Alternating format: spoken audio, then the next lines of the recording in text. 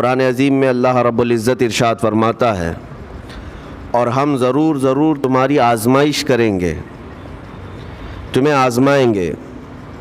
کن چیزوں سے آزمائیں گے؟ تمہارا امتحان ہوگا۔ 4 چیزوں کا ذکر اس آیت میں آیا ہے۔ بشیء من الخوف، تمہیں ڈر دے کر کے کسی چیز کا، خوف سے تمہیں آزمایا جائے گا۔ والجوع، اور بھوک کے ذریعے سے آزمایا جائے گا۔ ونقص من الاموال، اور مال کی کمی کے ذریعے سے تمہیں آزمایا جائے گا۔ مال گھٹ جائے گا، فاقہ ہوگا، اس طرح سے تمہیں آزمایا جائے گا۔ والانفس والثمرات، اور کچھ جانوں کے ذریعے سے تمہاری آزمائش ہوگی۔ جانوں سے مراد کیا ہے؟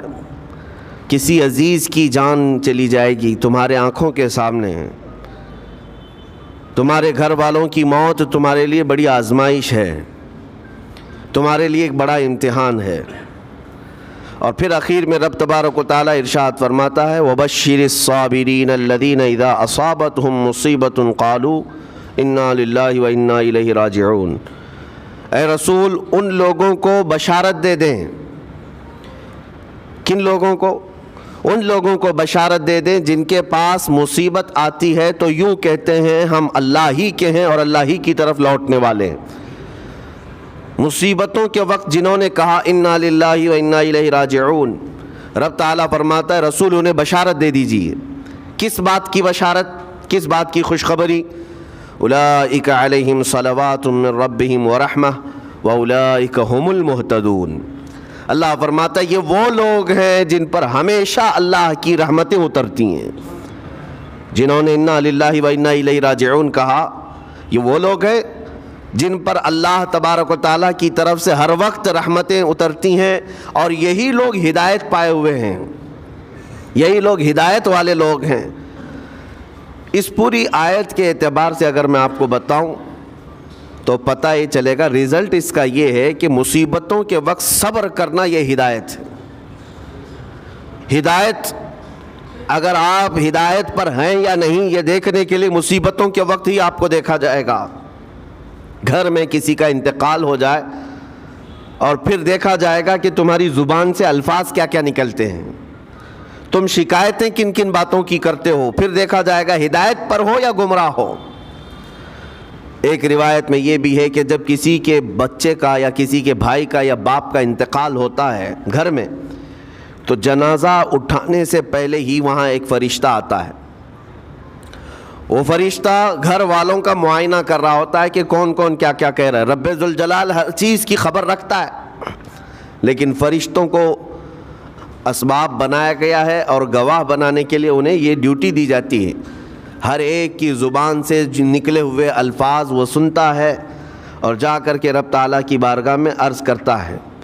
اللہ تعالیٰ پوچھتا ہے کہ میں نے فلاں کے گھر سے ایک جان لے لی، ان کا عزیز بیٹا چلا گیا، بھائی چلا گیا، ماں چلی گئی، وہ لوگ میرے بارے میں کیا کہہ رہے تھے؟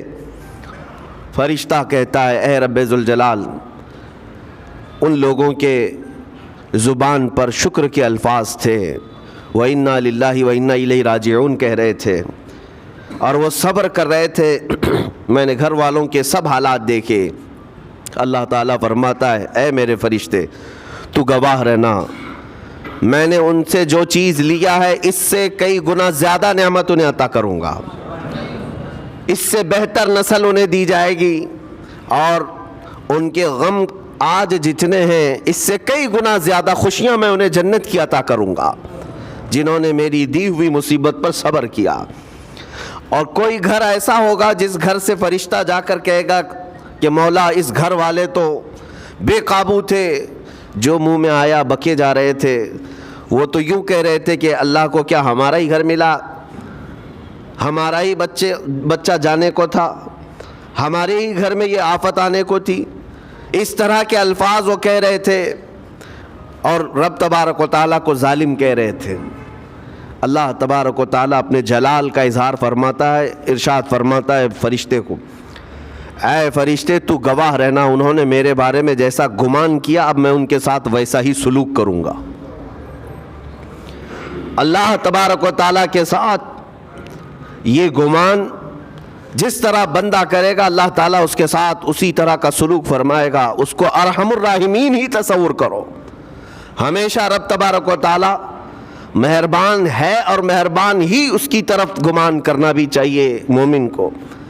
انشاءاللہ العزیز مہربانی ہوگی اور بلکہ دلوں کا قرار اور سکون بھی رب تعالیٰ ہی عطا کرتا ہے.